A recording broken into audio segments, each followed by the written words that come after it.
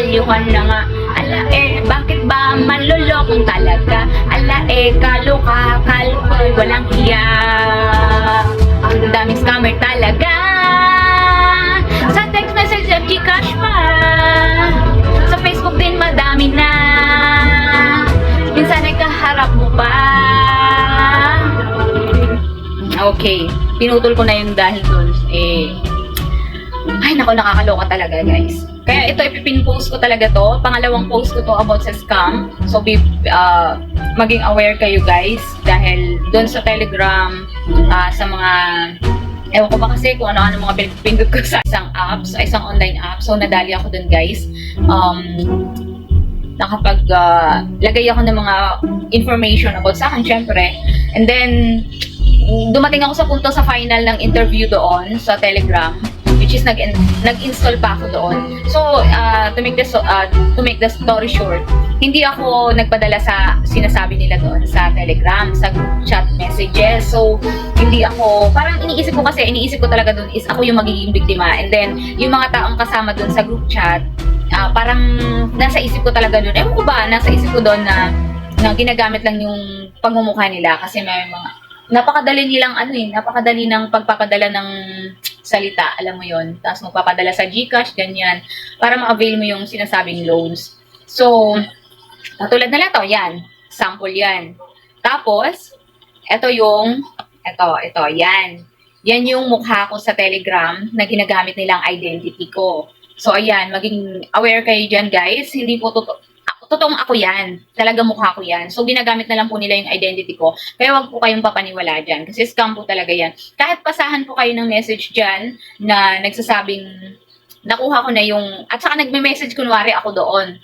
May message doon. Diyos ko naman. Sa panahon ngayon, napakadali lang talaga mag-edit. Dahil nasa larangan na tayo talaga ng social media.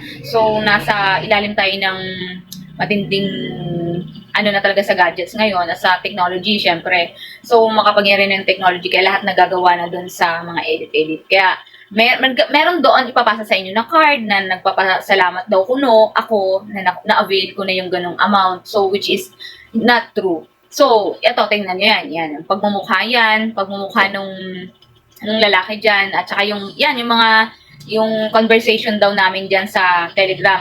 Hindi po totoo yan ha. Talagang may gumagamit lang talaga. So, ayun. Maging aware kayo. Kaya ko to nilagay itong post na to. Ipipin post ko to para maging aware ang lahat. Para maagapan ko kasi hindi ko lagi hawak ang cellphone dahil may trabaho din ako. So, sa trabaho, bawal talaga yung cellphone. So, pag may time, pag break time, at saka pag nasa bahay ako, nai-open ko yung cellphone. So, swertihan na lang. Pag napansin ko yung mga message request, so, naaasikaso ko, nare-replyan ko kayo guys sa mga nagtatanong. So, sinesearch talaga ako ng iba.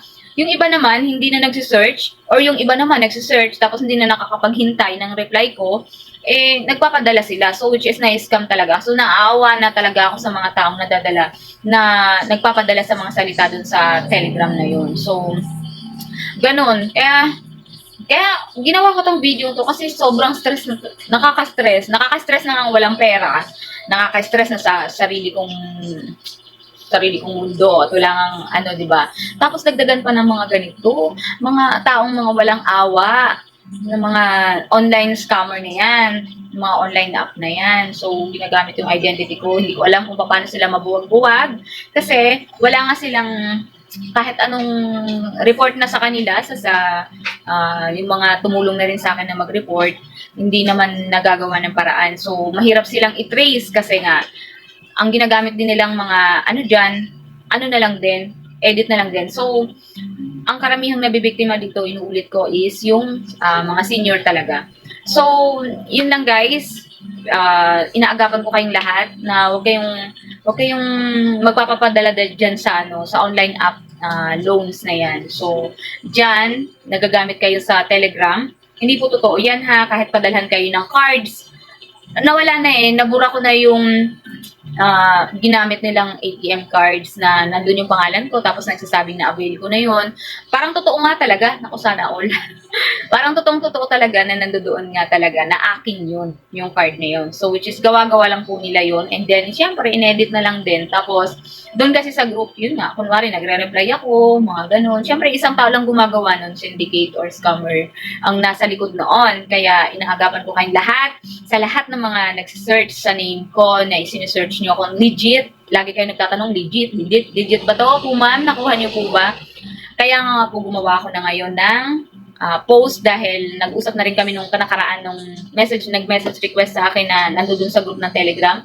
Inausap niya ako kung legit nga daw. So, sinabi ko na scam. So, napag-usapan namin na gumawa daw ako ng video. Dapat maagapan ko para for the awareness na rin para sa iba. So, sa mga hindi nakakahintay ng reply ko, wag na kayong, kahit mag-PM man kayo, basta bago ko naman kayo makapag-PM, makikita nyo sa profile ko, makikita nyo yung pin post, ipipin post ko to makikita nyo kaagad yung kauna-unahang video about Bayware scam. Ito nga yun. So, Bayware nga talaga.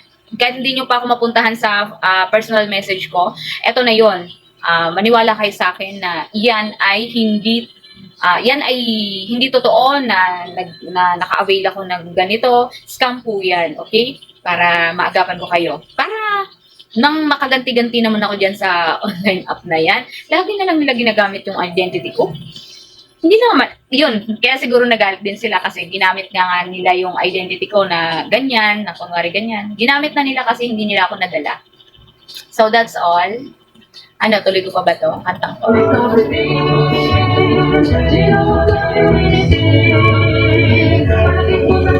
Oh, napunta na yun sa pag-ibig.